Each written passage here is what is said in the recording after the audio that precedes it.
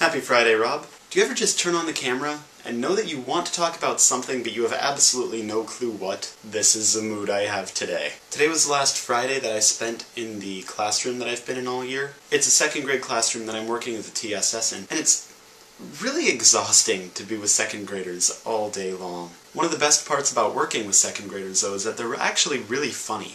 Because you get a lot of things like, "I'm afraid of the light," and "Can you open my glue stick because my arm hurts?" Or "Is my shoe double knotted or triple knotted?" And oh so many more things that I can't even think of right now. And although I'm going to miss working with these kids, an important question sort of has come to mind that I actually got from watching the Vlogbrothers video from Wednesday, which is, how many of the kids that I'm working with should be evil baby orphanage candidates? John Green made a very good point about how George Washington could have potentially been an evil baby orphanage candidate. There's actually a comment posted on his video that I think is amazing, which is Stephanie Meyer for the evil baby orphanage, which I have to agree with, because if Stephanie Meyer was an evil baby orphanage candidate, it wouldn't have had Twilight, which would have been swell. For those of you unfamiliar with the concept of the evil baby orphanage, it operates under the principle that if we had a time machine, instead of going back in time to kill the people who turned out to be evil, like Hitler, we would just put them in the evil baby orphanage, where they would kind of grow up with a different influence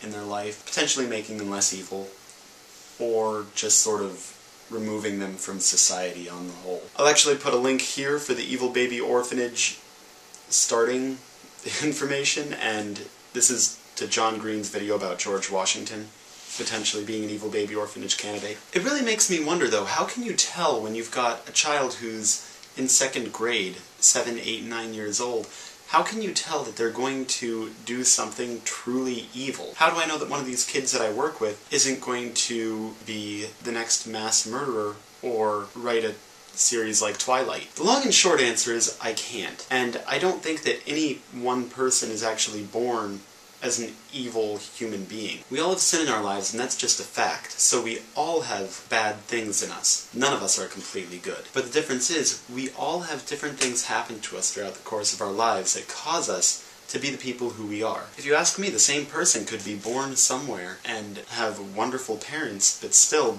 based on things that happen to them throughout the course of their life, they could end up being someone who does really awful things. On the other hand, the exact same person could be born and based on things that happen to them throughout the course of their life, they could go on to do wonderful things for the world.